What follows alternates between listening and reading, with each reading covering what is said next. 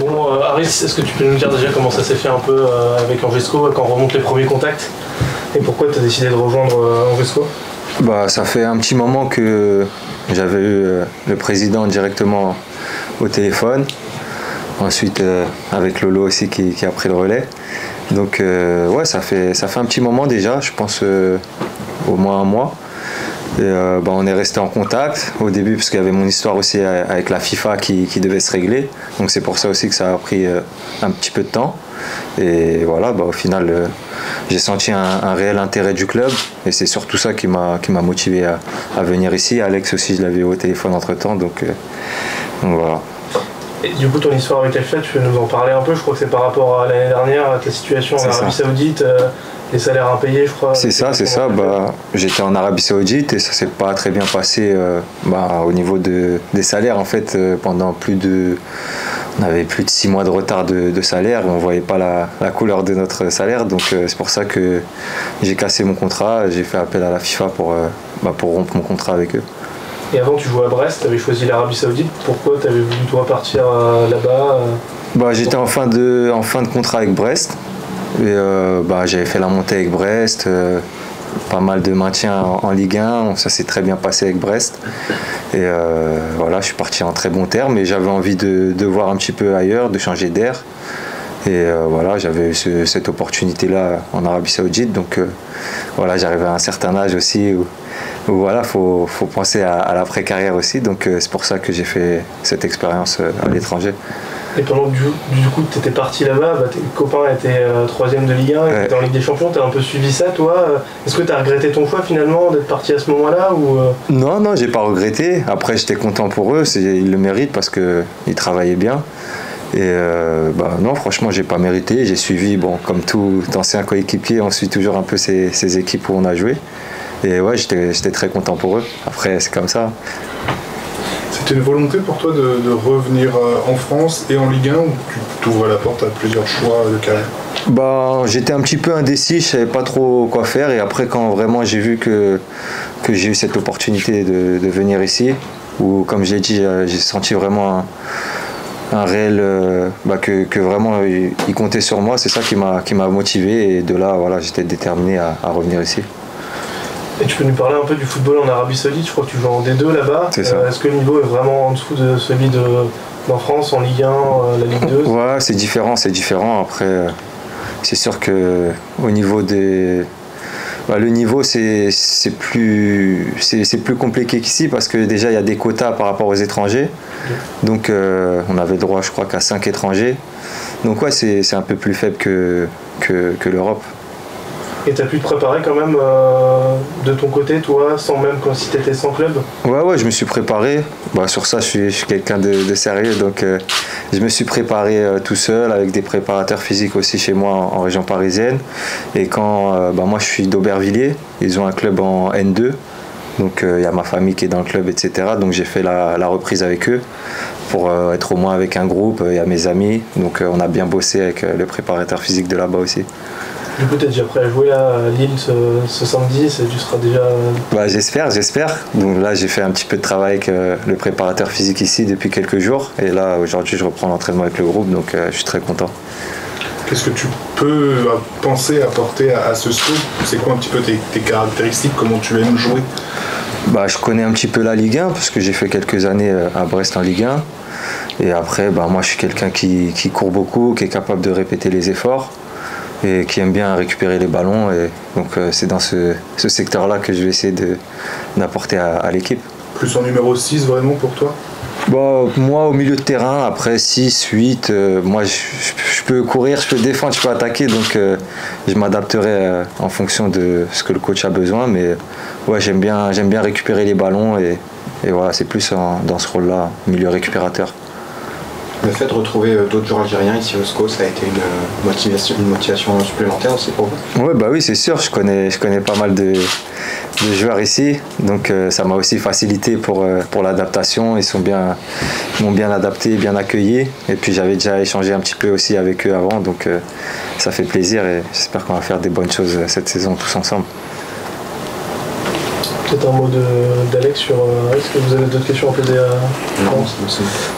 à savoir un peu toi comment tu comptes un peu l'utiliser, nous donner un peu ses caractéristiques, qu'est-ce que tu aimes chez lui dans son jeu particulièrement?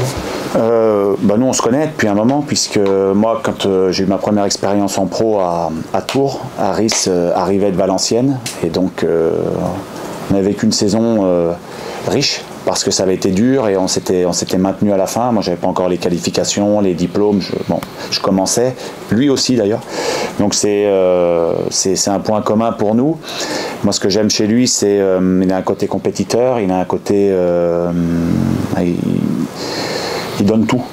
Il donne tout, tous les matchs l'intéressent et il ne choisit pas et donc il a vraiment la capacité à répéter des efforts, capacité à bonifier aussi les ballons, et puis c'est un joueur d'équipe.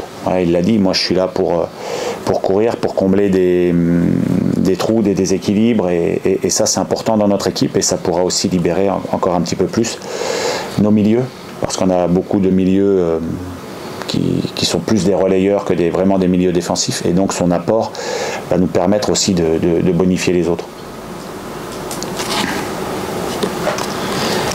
Une question peut-être pour Laurent, pour un peu plus du recrutement. Alex disait la semaine dernière qu'il attendait encore 4 joueurs, donc du coup maintenant 3, donc le milieu a été trouvé. Est-ce que c'est toujours ça? Vous êtes toujours sur 3 joueurs que vous attendez encore d'ici la fin du mercato, ou ça peut encore... Ouais, on fera le maximum. On va essayer de faire le maximum. Aujourd'hui, déjà content d'accueillir Harris. Et après pour le reste, oui, on ne s'est jamais caché qu'on cherchait des joueurs offensifs, donc on travaille là-dessus. On essaye en tout cas. Et vous avez toujours du coup Johnny et Nian qui sont en instance de départ. Est-ce qu'il y a du nouveau par rapport à ça? Johnny était absent hier à l'entraînement. Est-ce que c'est physique? Mais il était au club. Il était au club, d'accord. Non, Loïs, comme je répète, généralement, assez souvent, depuis le début des recrues, tous les joueurs du club savent depuis le mois de mai exactement ce qu'il a été décidé pour eux avec nous. Donc il n'y a pas de surprise ni pour Loïs ni pour Ibra. Loïs, aujourd'hui, on a décidé avec Alex de le mettre à disposition de la réserve. Voilà, donc il ne s'entraînera plus avec nous. Bien sûr, voilà, on espère pour lui qu'il trouvera rapidement le projet qui lui correspond, voilà, tout simplement. Donc il va être avec nous, avec tous ces joueurs-là qui n'ont toujours pas trouvé de porte de sortie. Il n'y a toujours pas de nouvelles par rapport à eux, il n'y a pas de prêt, il n'y a pas eu de... Non, pour l'instant, sinon vous le saurez, je pense. Ouais. Non, pour l'instant, il n'y a pas de nouvelles. Non, ils sont à disposition de la réserve, ils ont un comportement exemplaire, faut le dire, voilà. Ça se passe très bien pour eux et j'espère qu'ils vont trouver les projets qui leur correspondent le mieux, voilà, tout simplement, et nous qu'on trouvera les joueurs pour permettre à Alex d'avoir le plus d'armes possible cette année pour la Ligue 1. Et ça vous inquiète du coup qu'il y ait autant de joueurs là, vous avez pas, les joueurs ne partent pas pour l'instant, on a 10 joueurs de la fin du mercato. On a l'impression que cette phase de dégraissage n'a toujours pas démarré. Est-ce que vous êtes inquiet par rapport à ça ou... Non, je ne suis pas inquiet, je suis juste conscient du marché. Voilà. Aujourd'hui, c'est le marché comme ça. C'est pas moi qui ai inventé l'histoire de droit télé, donc tous les clubs font comme nous. Hein. Malheureusement, on n'est pas les seuls à vouloir sortir les joueurs qui ne correspondent plus au projet. Donc oui, c'est sûr que c'est pas intéressant pour eux comme pour nous. J'ai pas envie qu'Alex se retrouve avec beaucoup trop de joueurs à gérer. Je pense qu'il a d'autres choses à faire que ça. Ouais. Mais en tout cas, on travaille dessus. Et cette décision de l'envoyer en N3, c'est par rapport à... Il y a une attitude qui a déplu, il a été un peu sifflé par le public angevin ce dimanche. Loïs est un garçon attachant et que j'apprécie énormément, avec des qualités humaines qui sont certainement... chose qui le caractérise le plus, on va dire. Voilà, il prend des fois les choses à cœur. Aujourd'hui, c'est mieux pour lui comme pour nous. Voilà. Donc, c'est pas une sanction, c'est une réflexion qui a été commune à Alex et moi, au président aussi, bien sûr, et à Loïs. Mais je pense que c'est mieux pour lui et pour nous. Voilà. Nous, on a besoin de joueurs qui soient concernés par le projet Ligue 1. on veut tirer dans le même sens, dans la même direction. Et je comprends très bien qu'on ne soit pas tous dans le même sens. Mais si c'est pas le cas, c'est pas ensemble. Et quand on n'est pas ensemble, on ne peut pas être ici. Voilà. Et du coup, pour le remplacer, il y a déjà des pistes, il y a un profil, Alex, tu peux peut-être nous en parler, un profil de joueur que toi tu aimerais bien voir. Le profil, il est simple, c'est un bon attaquant qui marque des buts, voilà, tout simplement. Seulement, c'est difficile à comprendre pour certains, mais c'est les gens qui ont de l'argent, les clubs qui ont de l'argent. Je vois l'Olympique de Marseille aujourd'hui qui cherche des attaquants et ils ne les trouvent pas. Alors nous, qu'on n'a pas un rond, c'est sûr que c'est pas évident de les trouver. Mais malgré ça, on travaille. On bosse comme des fous et on va faire en sorte que l'attaquant arrive le plus rapidement possible pour continuer le travail qui a été fait dimanche, qui a été un beau travail. Voilà. Ibrahim Niane, lui, est toujours avec le groupe pro parce qu'il est aussi avec la N2, c'est un joueur en instance de départ. Est-ce qu'il est avec la N2 ou est-ce qu'il a... Non, Ibra il est avec nous. Chaque personne, chaque être humain a des comportements différents, des attitudes différentes, des ressentis différents. Ibra, lui, ça ne le dérange pas aujourd'hui. Voilà, donc il est là. Et puis je suis pas mécontent de ce qu'il a fait en rentrant dimanche. Voilà. Sa situation a pu évoluer sur son entrée en jeu Après, il y a des gens qui regardent les matchs, il y a des gens qui cherchent, il y a des gens qui... Voilà, on verra. Bon, pour l'instant, il fait partie de l'équipe. Rapidement, peut-être un petit mot sur les blessés. On a vu Farid qui a réintégré le groupe à l'entraînement hier. Ouais. Vous pensez qu'il sera apte pour le déplacement à Lille? Oui, Farid s'y fait toute la semaine avec l'effectif. Il va postuler, oui, pour être dans le groupe, évidemment. Alevina qui est encore un peu court, et puis Kalumba qui s'est fait opérer. Donc voilà ce qu'on peut dire aujourd'hui. Ce week-end, Farid, il était encore trop juste ou c'est plus un choix, pas prendre de risques? On en peut parler après. Moi, c'était trop juste. Pour moi, j'aime bien que les joueurs reprennent avec le groupe, le collectif. S'entraîner à part, c'est quand même compliqué avant de rentrer en compétition comme ça. Puis il y a aussi les autres qui ont travaillé. Quand lui, il était un peu plus sur le côté, donc il faut aussi respecter ça. Mais oui, moi j'ai considéré que c'était trop juste. Pour Jim, Alevina, il y a une durée encore. Tu penses peut-être dans une semaine il sera apte Voilà, il reprend bien. J'ai vu il courait en ligne.